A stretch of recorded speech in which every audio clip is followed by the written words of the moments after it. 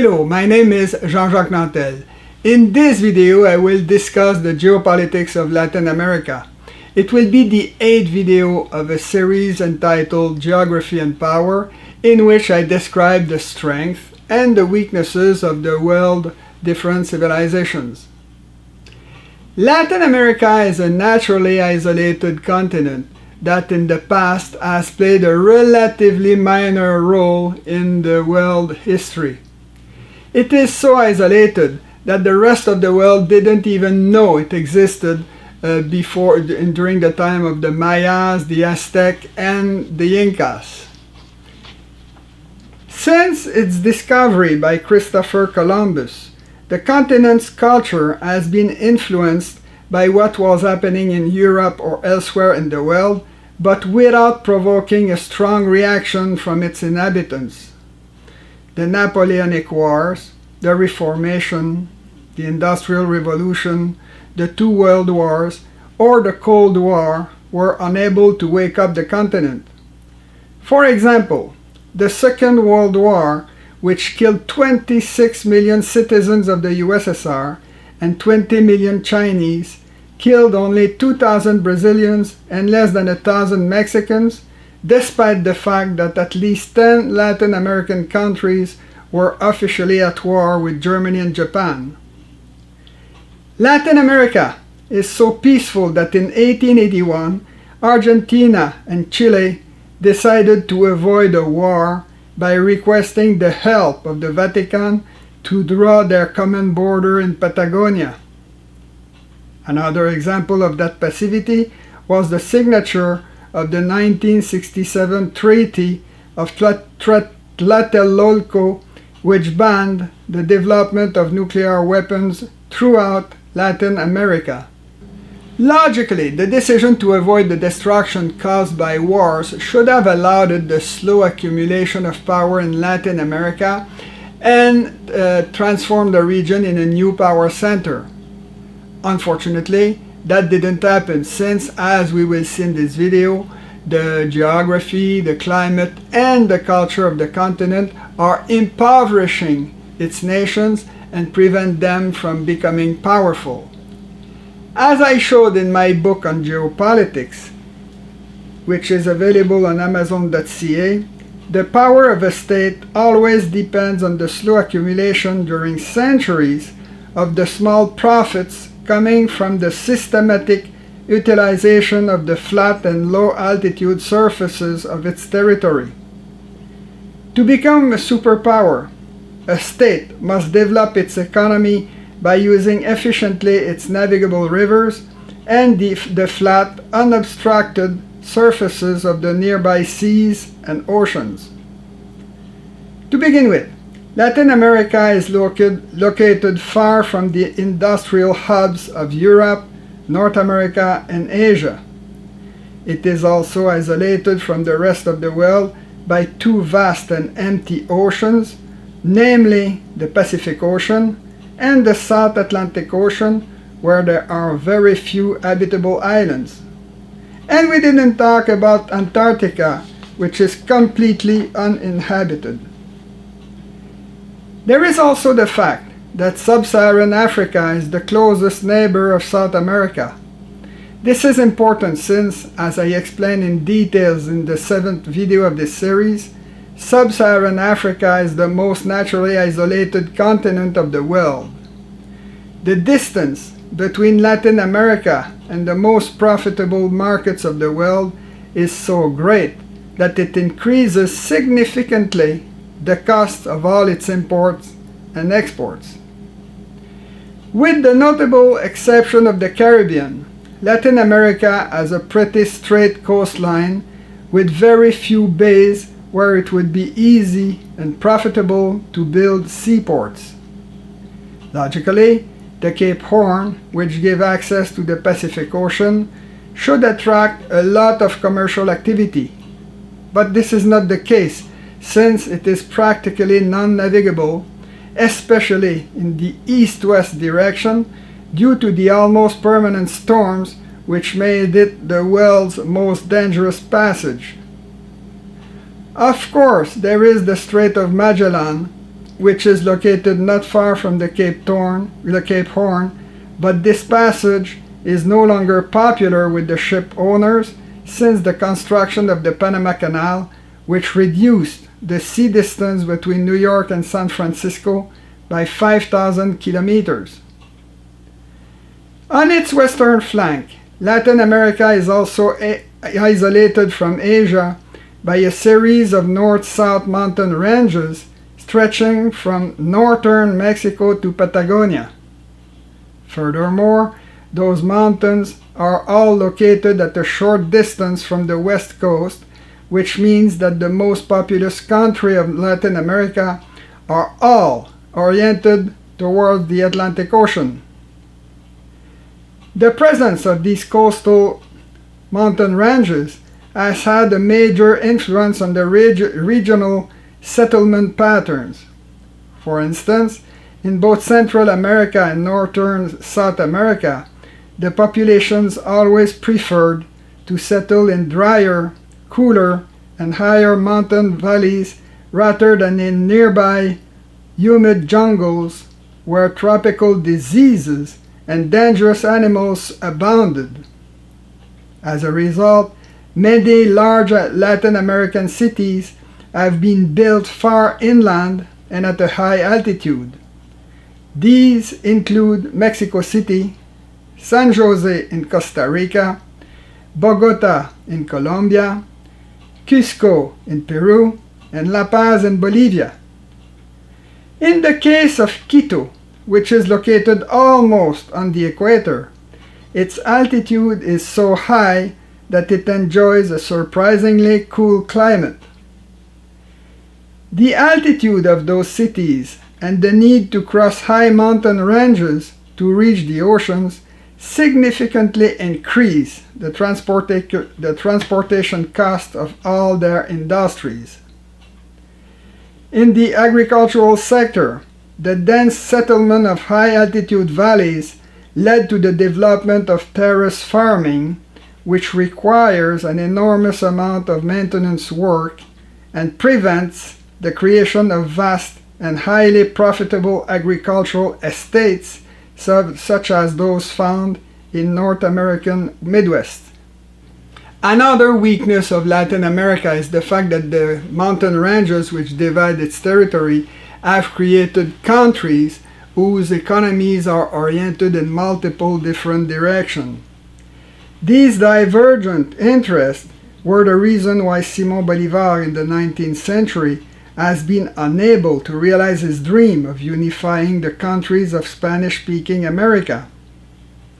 Mexico, whose geography opens like a fan towards the north and whose mountain range run in a south-north direction, is naturally oriented towards the southwestern part of modern USA, rather than towards the Pacific or the Atlantic Oceans.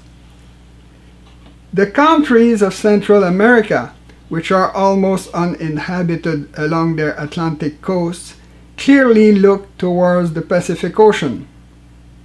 The Caribbean Basin, which comprises the three Guyanas, Venezuela, Colombia, English-speaking Belize, the Yucatan, as well as the Greater and Lesser Antilles, has an economy that is oriented towards the Atlantic Ocean. As for the Andean countries, which include the western part of Colombia, Ecuador, Peru, and Bolivia, their international trade is naturally oriented towards the Pacific Ocean. The same is true for the Chilean economy. Finally, there are the countries of the southernmost part of South America, namely Argentina, Uruguay, Paraguay, and Brazil, which are oriented towards the South Atlantic Ocean. As can be seen in this image, the different regions of Latin America look in different directions and don't have any good reason to unify. Before going any further, it's necessary to make some important remarks concerning the notion of borders. As I explained in details in my book on geopolitics, borders are an essential and absolutely universal economic tool used to divide the resources of a given territory among the members of the same species. In each species, borders are used to prevent the destruction or the degradation of the essential resources that allow the survival of each member or of each tribe of that species. It's important to understand here that almost everywhere, members of all the other non-competing species are left totally free to cross the borders imposed by a given species. This is especially true when the intruders are prey. In other words, if on a given territory there are 1,000 different species, we will find 1,000 overlapping networks of borders. Most species have natural borders and artificial borders. In each species, natural borders are located either in useless territories or on natural obstacles that are difficult to cross, such as seas, rivers, mountains, marshes, or desert. Artificial borders, on the other hand, are located in rich and coveted territories that are aggressively defended against any foreign invader belonging to the same species. Those artificial borders are often marked by odorous liquid like urine. In the case of Latin America, the most stable national borders are located along obstacles that are difficult to cross or occupied, such as the Pacific Ocean or the Amazon rainforest. In the case of the Amazon rainforest, many countries have been able to acquire large chunks of it, but without being able to massively occupy them. Now, let's talk about the colonization of Latin America by human beings during the last millennia. It all began 15,000 years ago with the arrival on the continent of settlers coming from the northeastern part of Asia. When speaking about the American Indians, it's always important to correct certain generous myths about them. We'll begin by saying that their ancestors were hunters and not natural ecologists, since we know that their arrival in the Americas coincided with the disappearance of a significant portion of the continent's largest animals, which include mammoth, mastodons, saber-toothed tigers, the ancestors of the horses, etc. We also know that they used to set afire North American prairies in order to drive herds of bison towards cliffs where they fell en masse, which often caused a considerable waste of edible meat. Native Americans were not pacifists at all, since all their tribes were protected by a caste of highly respected warriors. In fact, all their tribes regularly waged wars against their neighbors, either to steal territory or to capture slaves. The word tomahawk and the word scalps both have a Native American origin. We also possess drawings made by the Mayas and the Aztecs, which show the tortures and the killing of prisoners whose hearts were torn out while they were still alive. We also have the pyramids and the sacrificial stones used by the Aztecs and the Mayas, on which they regularly immolated human beings. In the case of the Incas, we found multiple mummies of children who had been sacrificed to their gods, and so on. All that has been proven beyond any doubt, and simply means that Native Americans were human beings like any others, and human beings who were still living in the Stone Age. Before the arrival of Christopher Columbus, the three great pre-Columbian civilizations, from the Mayas, the Aztecs, and the Incas, were aware of each other's existence but never tried to unite. The Mayas, for example, never became what modern historians call a nation-state. Rather than unifying all the Mayan tribes, their leaders consumed their power and their wealth in long fratricidal wars until the total collapse of their civilization, which occurred centuries before the arrival of the Spaniards. In the case of the Incas, their leaders waged long wars to expand their empire on the Andean plateaus, but didn't try to conquer the Amazon rainforest, which was nearby. Those three civilizations had millions of citizens and were just a tiny fraction of all the natives living in the three Americas. Before Columbus' arrivals, Native Americans have had more than 15,000 years to populate the three Americas. If that is true, and we know it is, why is it that nowadays they represent only a tiny fraction of the modern American populations, especially in North America? When they are asked that question, many answer that the natives have been massacred by European colonizers. Historically speaking, such a statement doesn't make sense. If the Europeans and the natives often fought, it is nevertheless obvious that Europeans were unable to conquer with single-shot rifles a gigantic forested continent like North America, which was inhabited by millions of born guerrilla fighters. In the case of Latin America, it was even more impossible, since the Aztec and the Inca empires were defended by millions of battle-hardened soldiers.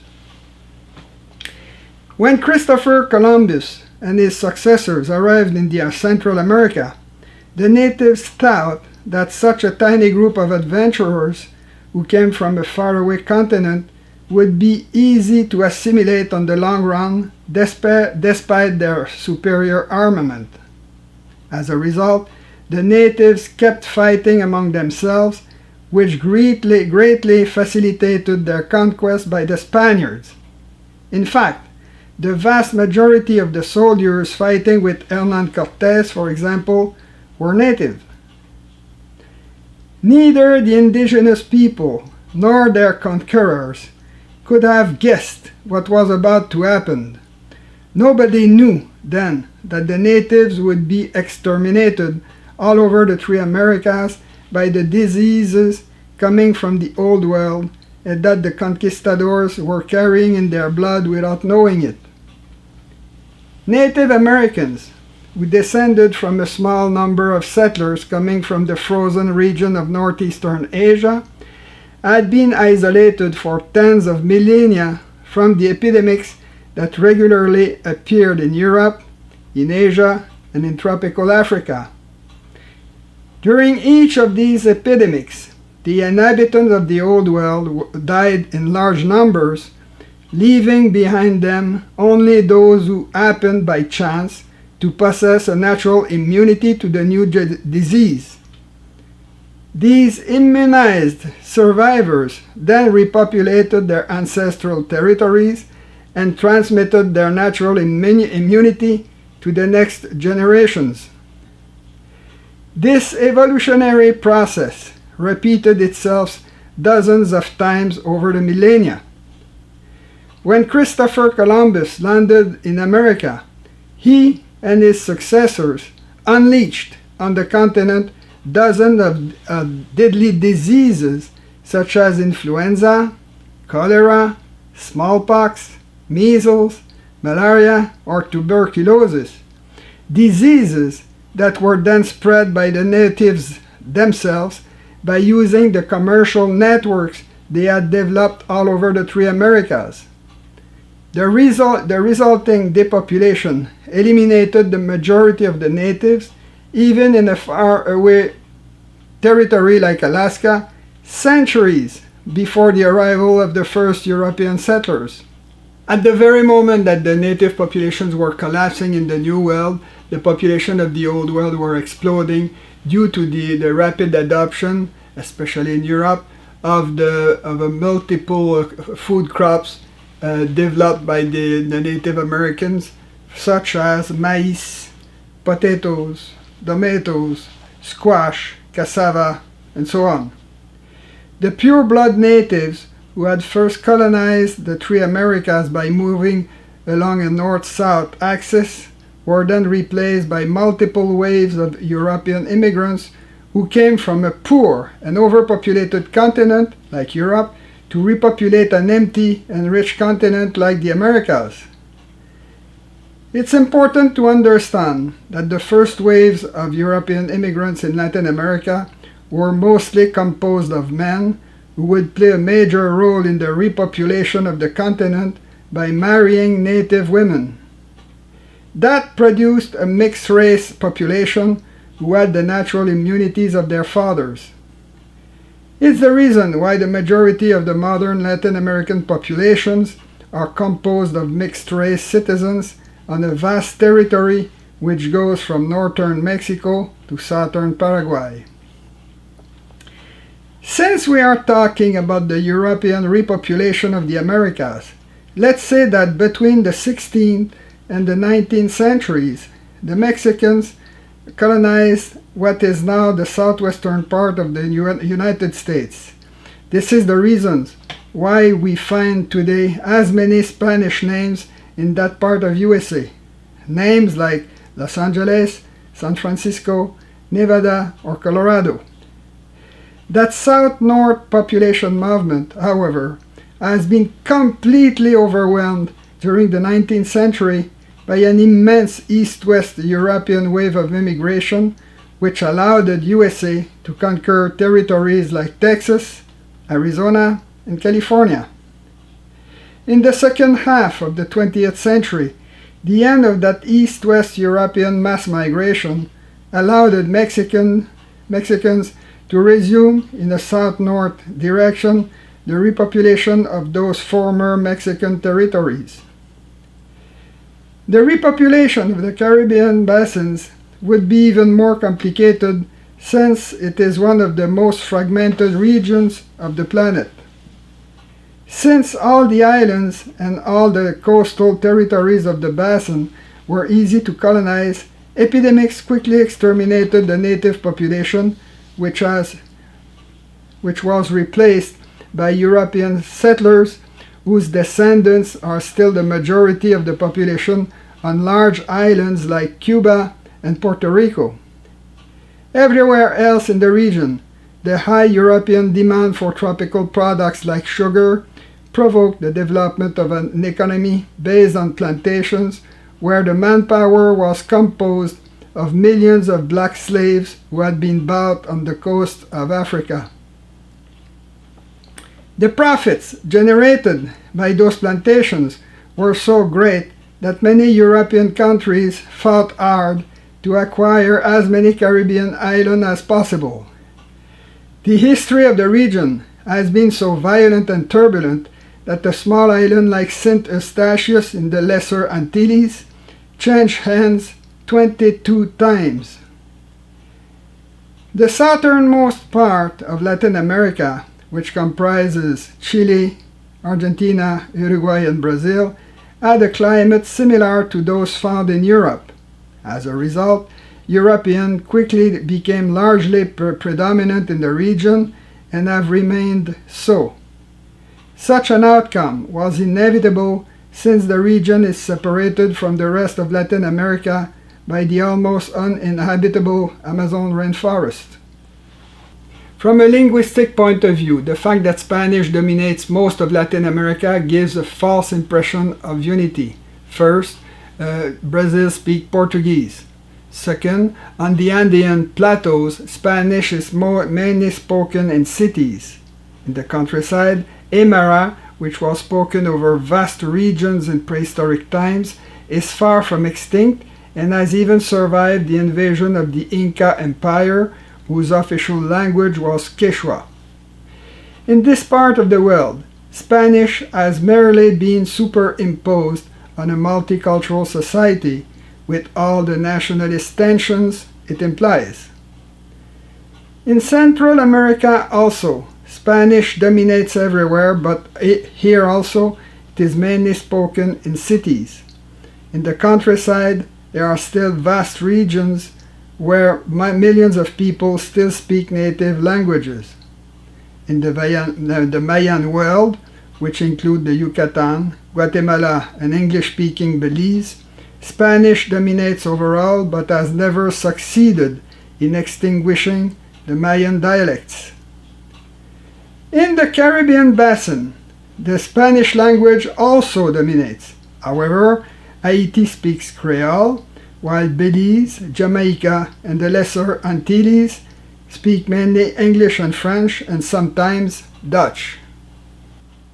There are several other cultural phenomena that impoverish the Latin American countries and prevent them from becoming united and powerful. The most important of those phenomena is probably the anarchy that prevails there.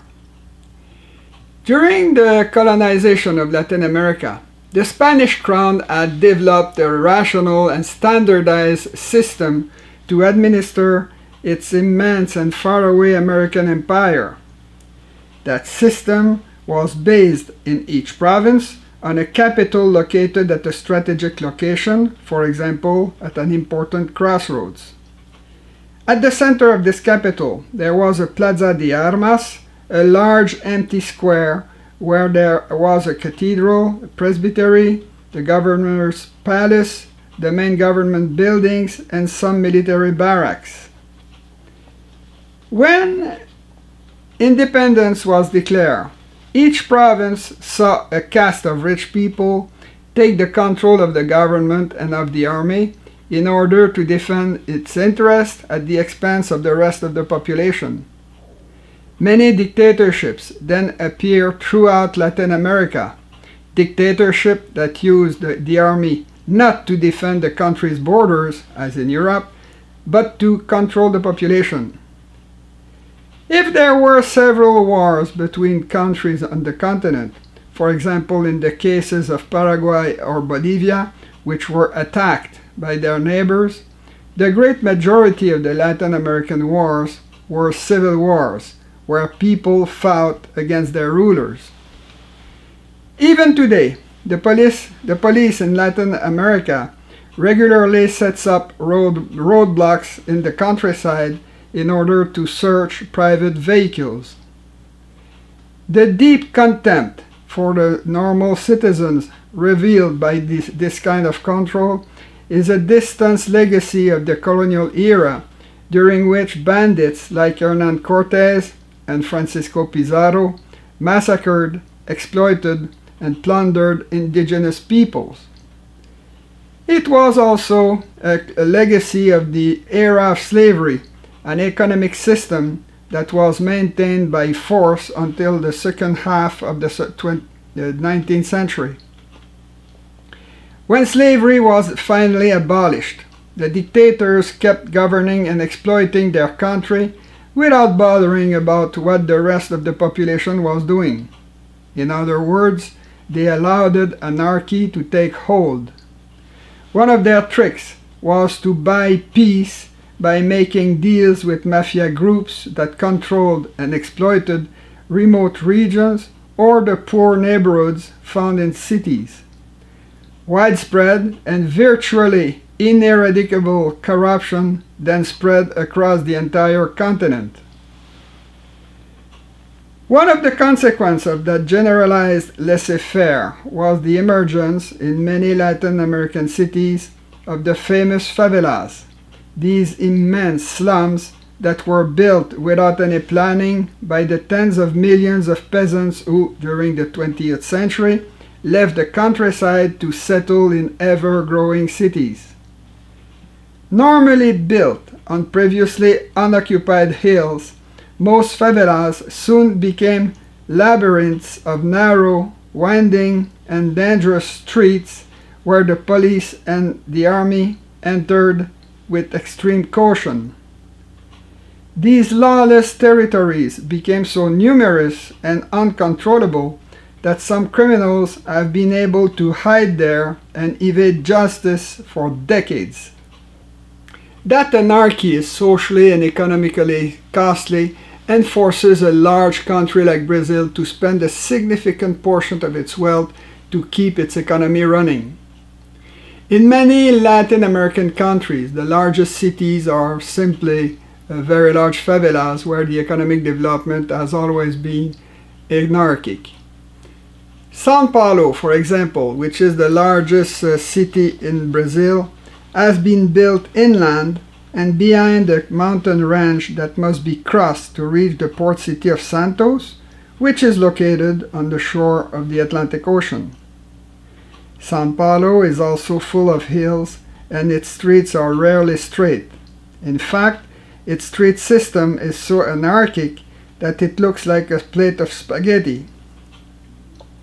The city is so ugly and disorganized that it is covered with graffiti. Worse, its favelas have a water and an electric distribution system extremely inefficient and complex. And we didn't talk about the garbage collection system. Don't make the mistake to believe that Brazilians don't know how to build cities with linear streets intersecting at right angles, as it is the case in major industrial cities such as Chicago and New York, where it is so easy to become rich. In the 80s, 90s, Brazilian planners built the center of a new city like Belo Horizonte with street meeting at right angles. However, once that was done, they let the population develop the usual maze of nonlinear streets in the surrounding mountains. Since we are talking about the disorganization that impoverishes the Brazilian economy, I must say a few words about what I call the carnival mentality. The Brazilians, who love the sun, their beaches, beautiful women, and football, are used to hold every year the famous Rio Carnival, during which the population indulges in every pleasure. While this enormous and yearly carnival is an extremely pleasant event, it remains that it consumes a lot of wealth and energy, which disorganize the national economy for weeks. This is so true that the poor people living in the favelas often spend the savings of an entire year to buy extremely costly costumes. The fact that the most powerful countries of Latin America are continental powers also weakens the continent, especially when they have to confront a maritime superpower like the United States, which totally dominates the three Americas. We saw it in January 2026 with the sudden invasion of Venezuela by the US Army in order to capture its president. Historically, it was the Americans who dug the Panama Canal in the 19th century and who later made sure that the Pan-American Highway, which was supposed to go from Alaska to the Patagonia, was never completed. Nowadays, that road stopped on both sides of the forested Darien region, which is located between Panama and Colombia. For the Americans, the Darien region protects the southern flank of the Panama Canal, a canal which, according to Washington, is the most important strategic point in the whole world. The Panama Canal is so important for the Americans that they kept thousands of military advisors there, even after the Panamanian government had decided to get rid of its army. On the northern flank of the Panama Canal, the small country of Costa Rica also has no national army, which means that it could easily be invaded by the Americans if their vital interests were threatened in the region. Napoleon once said, "A country that does not want to maintain an army will soon have to maintain an occupation army." From a geopolitical point of view, the Panama Canal and the Darien region have the effect of cutting Latin America in two along an east-west axis. Final remark. The Americans, who feel that the Panama Canal could be destroyed during a future war, are not really opposed to the project promoted by countries like Nicaragua and Mexico, who would like to build a canal or a railway system that would compete with the Panama Canal. I will conclude this video by saying that isolation, disunity, and anarchy are the most powerful enemies of Latin America. In the long term, these flaws condemned it to remain a mere dependency of a maritime superpower like USA. In the next video, which will be the 9th of the series, I will discuss the geopolitics of North America. I thank you in advance for liking my video, for recommending it to your friends, and to subscribe to my channel. This is very important for the diffusion of my videos. See you next time.